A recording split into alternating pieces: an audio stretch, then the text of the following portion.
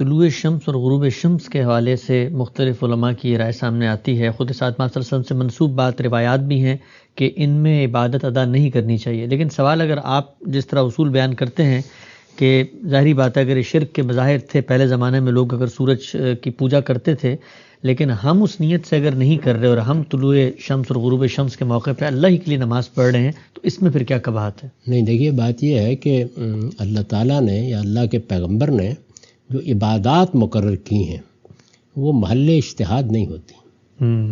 ان میں تو جو طریقہ مقرر کر دیا گیا، خواہ اس کے مقرر کرنے کی کوئی وجہ بن گئی، وہ اسی طرح قائم رہے گا.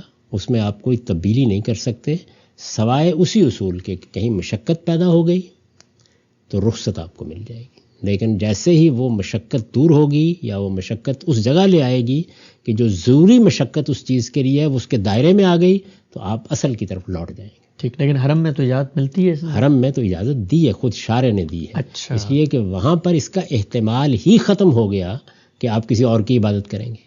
تو حرم میں کوئی پابندی نہیں ہوتی، اور یہ صرف حرم ہی کے ساتھ ہے. باقی دنیا میں ہر جگہ اس کی پابندی کی جائے گی، کیونکہ دنیا میں شرک بہت بڑے پیمانے کے اوپر دنیا کا مذہب بن کر جیتا رہا ہے. دنیا کی تہذیبیں اس کی بنیاد پر بنی ہیں، بادشاہتیں اس کی بنیاد پر قائم ہوئی ہیں. پیغمبروں نے ہزاروں سال جد و جہد کر کے شرک کے خلاف کامیابی حاصل کی، اور وہ بھی علمی اور فکری سطح کے اوپر.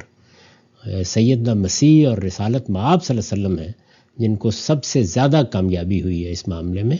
تو اس وجہ سے ہماری عبادات میں اس کا خاص لحاظ کرنا چاہیے کہ جن اوقات میں روک دیا گیا تو وہاں کون سا آپ کا کام رکا ہوا ہے. اللہ کی عبادت کرنی تھی، اس کے کہنے پر کرنی تھی. وہ کہتا ہے کہ اس وقت احتیاط کرو، تو کیا مانے ہے اس میں؟